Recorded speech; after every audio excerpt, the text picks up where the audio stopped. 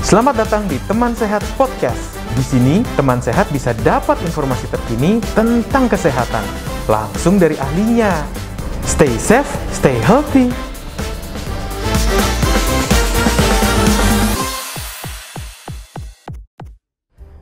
Halo teman sehat. Nah, balik lagi nih di podcast Teman Sehat bersama kita di Rumah Sakit Sin Carolus Summarecon Serpong.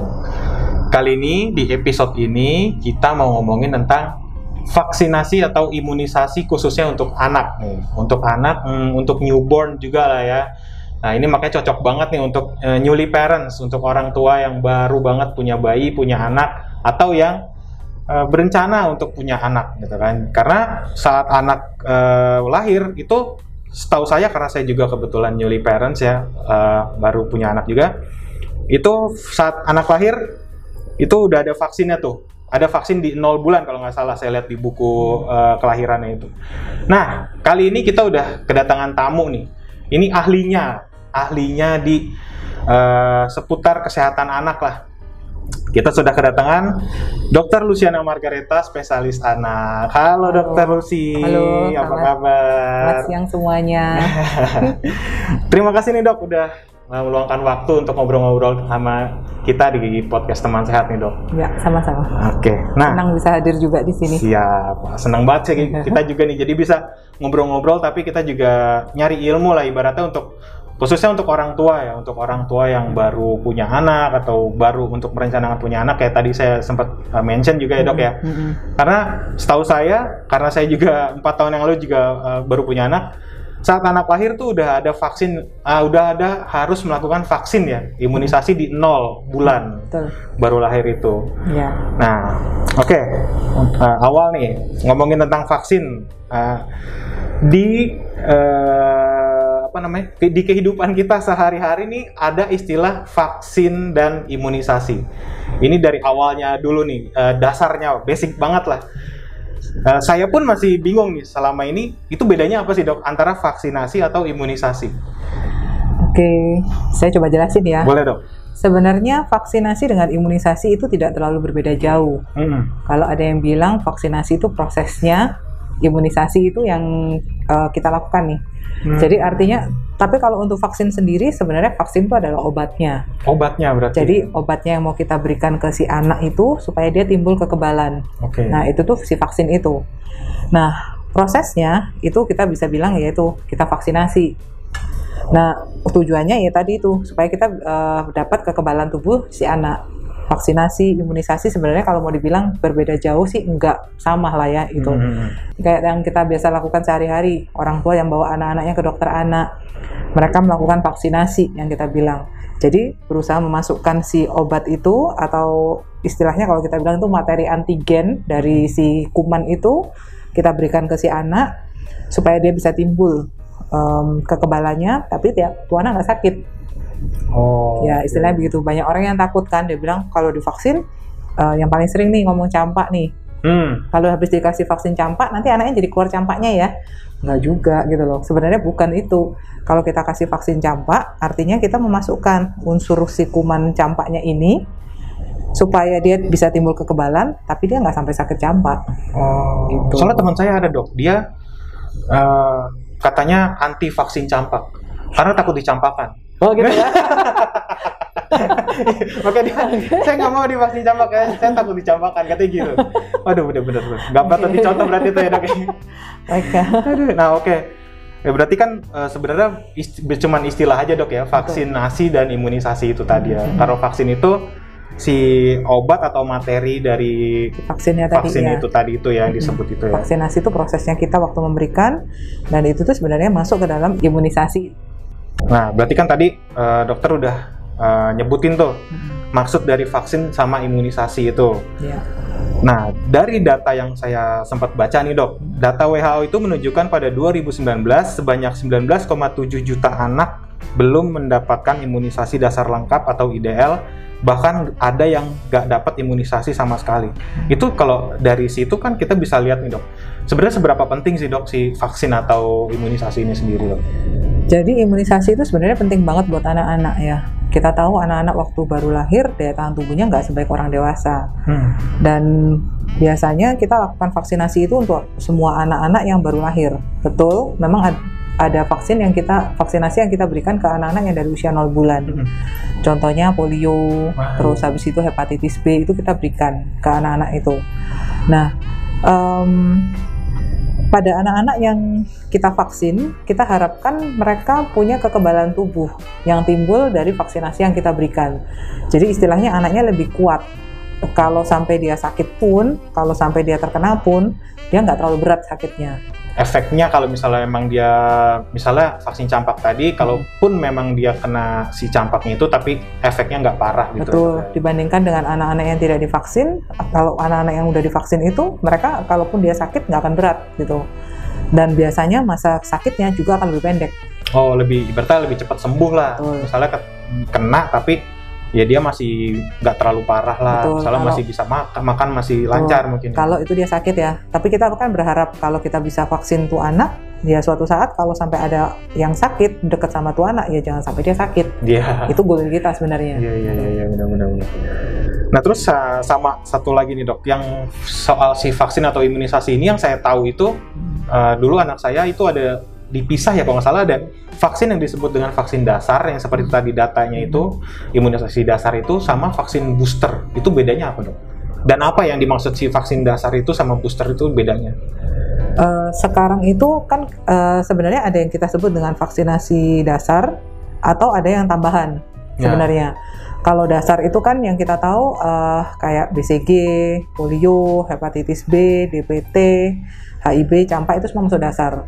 Tapi di luar itu semuanya vaksinasinya itu yang dianjurkan oleh pemerintah, dianjurkan lah istilahnya oleh pemerintah. Kalau mau diambil lebih baik gitu. Kenapa dibilang dasar? Karena pemerintah kita menyediakan. Jadi kalau misalnya kita punya anak-anak, kita bawa anak kita ke posyandu untuk vaksinasi dasar itu mereka bisa dapat semuanya dari posyandu free. Gratis ya? Oh yang betul. Kalau misalnya dia biasanya sekalian timbang. Iya betul. Ya. Nah sementara yang kalau dibilang booster itu adalah kalau kita udah lewat semua nih vaksinasi dasar, biasa kan sampai 9 bulan. 9 bulan. Nah vaksinasi dasar itu, kenapa sih vaksin itu kita lakukan bolak-balik? Ada yang kayak, kan orang selalu bilang polio 0, polio 1, polio 2, polio 3, DPT juga sama. Ada 1, 2, 3. Nah, itu semua yang dasar-dasar itu biasanya kalau kita mengikutin dari posyandu, biasanya kayak DPT itu 4 bulan udah selesai. 2, 3, 4 bulan itu udah selesai. Nah, tapi nanti vaksin itu setiap kali diberikan, dia akan merangsang kekebalan tubuhnya si anak. Nah, tapi nanti setelah sebulan biasanya dia akan mulai turun. 1-2 bulan dia mulai turun. Nah, kita mesti suntik lagi. Kita naikin lagi supaya kita dapat level yang kita inginkan. Setelah selesai yang vaksinasi dasar itu, biasanya di usia antara 4 bulan atau 6 bulan, itu kadarnya kan udah cukup tinggi tuh. Tapi nanti di umur setahun setengah biasanya dia mulai turun lagi. Deket-deket setahun setengah dia mulai turun semakin lama gitu kan. Nah, di usia setahun setengah kita lah berikan lagi vaksinasi itu yang kita sebut dengan booster. Jadi artinya kita boost dia supaya dia bisa bertahan, kadar vaksinnya itu, antibodinya itu bisa bertahan sampai dia di usia seenggaknya 5 tahun. Nah, nanti di 5 tahun kita akan lakukan booster lagi setiap 5 tahun gitu. Nah, itu untuk yang DPT ya. Tujuannya yaitu supaya kita mengharapkan antibodi yang ditimbulkan oleh si vaksin itu dalam tubuh anak itu, kita bisa dapat level yang kita harapkan. Jadi anak itu akan terprotek selama dia udah dapat vaksin itu. Jadi kayak misalnya setahun setengah dia udah divaksin nih, jadi sampai usia 5 tahun kita yakin dia aman. Gitu. Nanti di 5 tahun kita tahu nih, udah dekat-dekat 5 tahun kan pasti udah mulai turun. Kita booster lagi, cukup sekali suntikan, kita harapkan levelnya balik lagi ke level yang kita inginkan, seperti itu. Karena secara natural juga sebenarnya saat si anak itu beranjak dewasa, dia juga imunnya juga terangsang lah dok ya, jadi dia tambah kuat, tapi dengan gitu. Si booster itu dia semakin bagus lagi lah daya tahannya ya. Paling enggak mengurangi risiko lah ya, risiko sampai dia sakit kenapa gitu ya. Benar. Oke. Akhirnya saya paham dok. Ya. Nah itu terus kalau ada beberapa vaksin ya setahu saya kan, by the way vaksin itu setahu saya ada 2 ya jenis vaksin, oral sama suntik ya. Itu yang suntik ada beberapa jenis yang bikin anaknya demam tuh dok kalau nggak salah. Itu kenapa sih kok si anak itu malah demam gitu habis disuntik biasanya? Jadi kalau vaksinasi yang biasa kita lakukan semuanya kan vaksinasi aktif ya. Jadi artinya kita berikan ke anak ini suatu yang tadi saya bilang materi antigennya dari kuman masuk ke dalam badannya anak ini, jumlahnya nggak banyak. Artinya jumlahnya nggak akan sampai bikin dia sakit, tapi cukup untuk menimbulkan kekebalan tubuh si anak. Namanya ada kuman yang masuk ke badannya si anak, pasti prosesnya akan sama seperti dia sakit sebenarnya, gitu loh. Cuman ya itu yang kita harapkan, yang tadi saya bilang nggak terlalu tinggi kadarnya, artinya nggak sampai segitu hebatnya sampai dia sakit apa segala gitu kayak orang yang benar-benar sakit. Kayak contohnya paling gampang lah campak gitu ya. Jadi kalau kita masukin si kumannya itu, si virusnya itu, level antibodinya dia keluar setelah ada proses seperti biasa. Jadi kayak namanya kuman masuk, badan itu kan pasti akan bikin antibodinya kan yang keluar. Nah, itu kita harapkan dengan kadarnya dia yang keluar, si kadar antibodi yang keluar itu cukup untuk melindungi anak ini.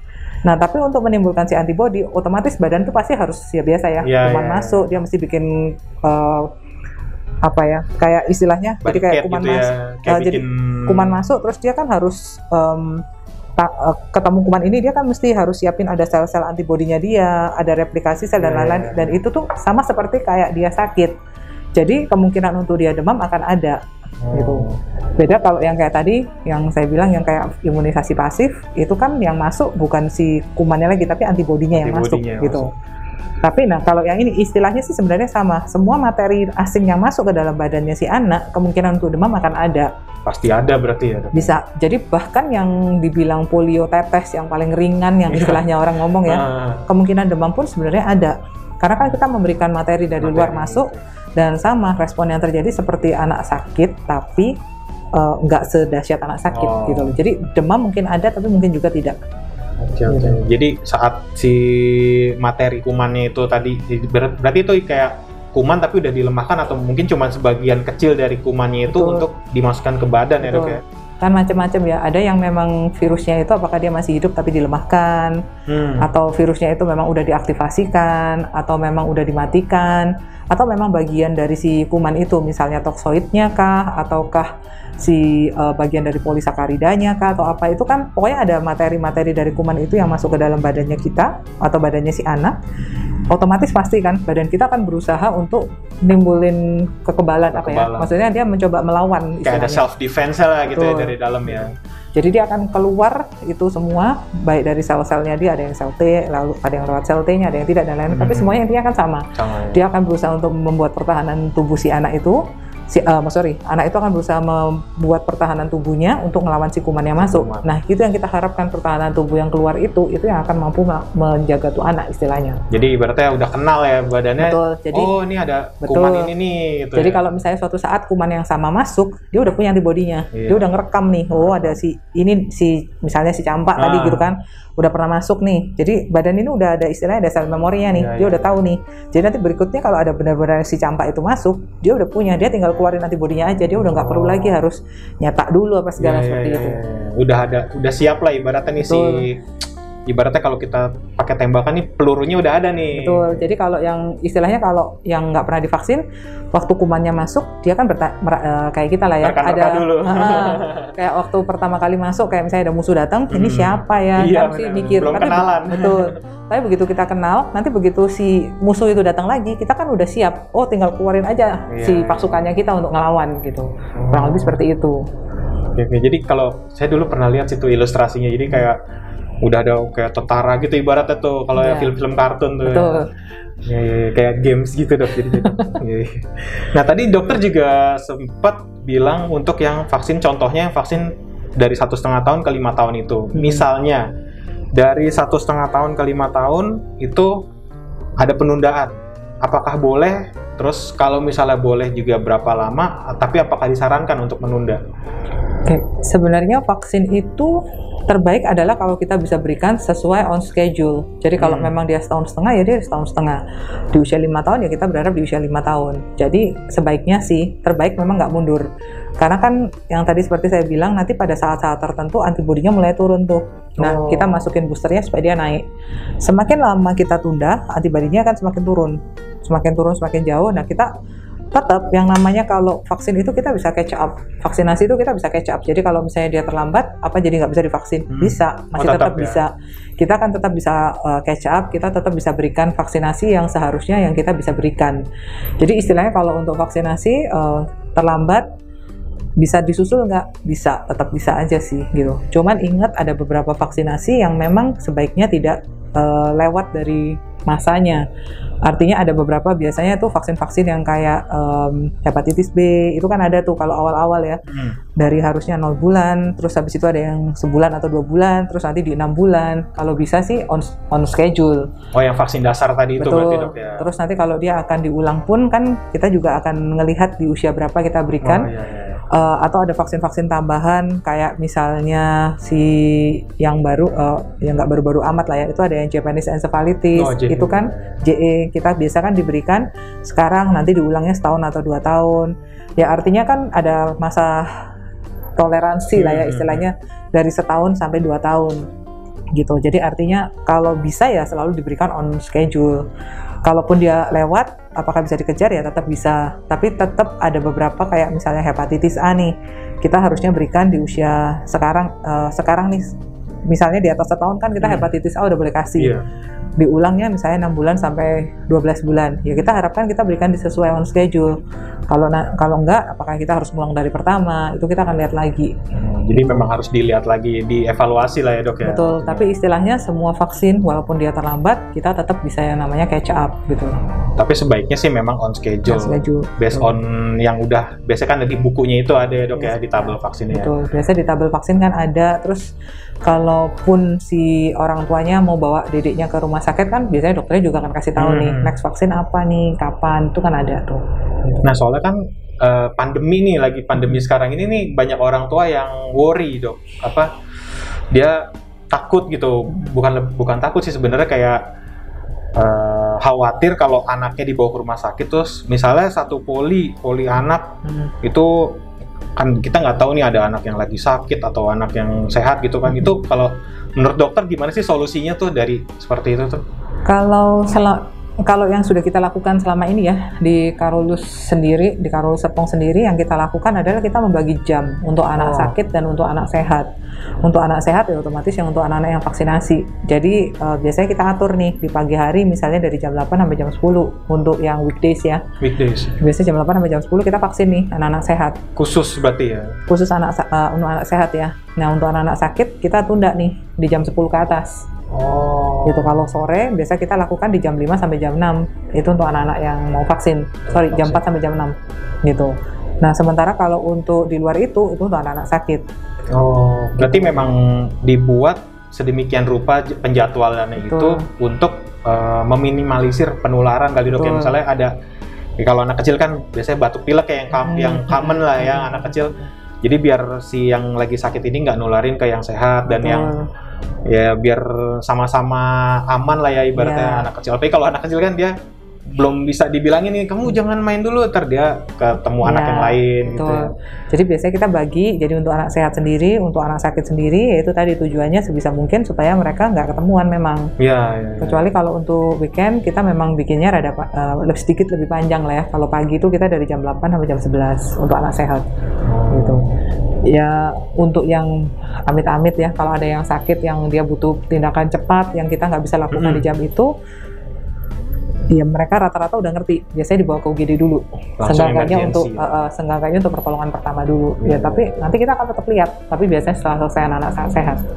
Gitu. Tapi seenggaknya kan ada dokter jaga kita yang ngebantuin untuk handle dulu nih. Dia perlu apa. Benar. Sama yang ini ya dok ya, ada vaksin kalau untuk hari Minggu ya khusus. Itu malah khusus untuk vaksin aja ya. Betul. Kalau hari Minggu malah kita full dari kita jam 10 sampai jam 12 itu kan untuk anak-anak sehat, untuk anak vaksin. Vaksin only ya. Vaksin only. Jadi benar-benar ya istilahnya kita mengerti ya orang tua. Jangan sampai si anak ini keluar untuk vaksin malah pulang sakit gitu kan. Benar. Jadi kita pisahkan yang sakit dengan yang sehat seperti itu. Berarti memang dari tim dokter spesialis anak udah bisa demikian rupa mengatur jadwal lah ya. Kita juga pikirin, kita ngerti ya kekhawatirannya orang tua. Kan kita juga nggak mau ya anak yang tadinya sehat terus pulang, kok jadi batuk. Iya, benar. Gitu. Jadi kalau misalnya memang 1 jam vaksin itu ya berarti memang anak sehat semua lah ibaratnya. Semua anak sehat dan emang untuk divaksin, bukan untuk berobat gitu ya. Oke. Nah, setelah sedemikian obrolan kita tadi nih dok, kira-kira summary-nya nih yang bisa diambil nih dari pentingnya vaksin apalagi di pandemi ini gimana nih kalau menurut dokter sendiri, dokter Lucy? Di saat pandemi ini anak-anak memang belum ada vaksin COVID ya. Istilahnya vaksin COVID yang buat anak-anak kan saat ini memang belum ada.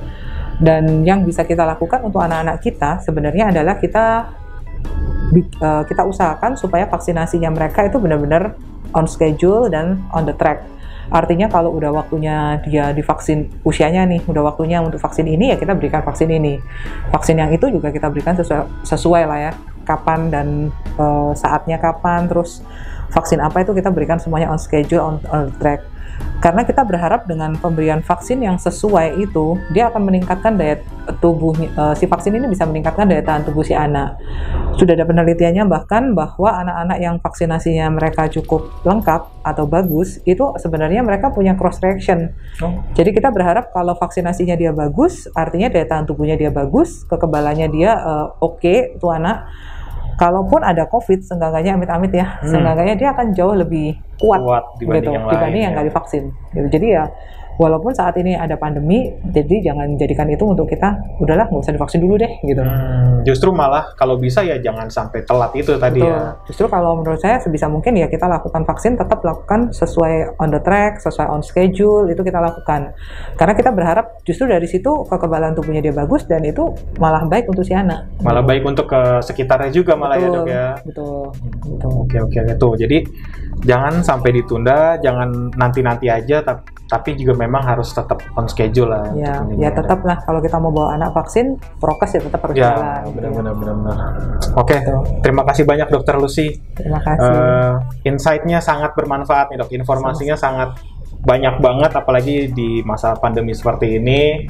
Ternyata vaksin itu memang sangat penting ya, apalagi untuk anak-anak gitu, untuk anak yang apalagi baru lahir, apalagi anak yang lahir di era pandemi ini tuh memang vaksinnya kalau bisa jangan sampai ada yang lewat gitu ya dok.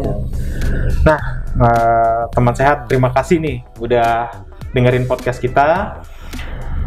Nah, sampai ketemu di episode selanjutnya, tapi tetap ya 5M. Kita tetap harus prokes ya dok ya, prokes 5M dimanapun kita berada, tetap pakai masker, tetap cuci tangan, tetap jaga jarak, tetap jauhi kerumunan dan mengurangi mobilitas. Oke, goodbye, dah, stay safe, stay healthy ya. Terima kasih.